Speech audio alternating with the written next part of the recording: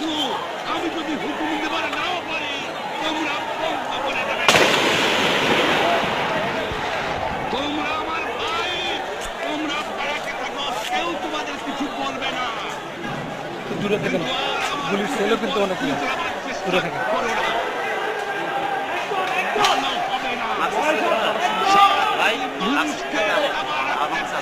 Mask আছে আমার কাছে।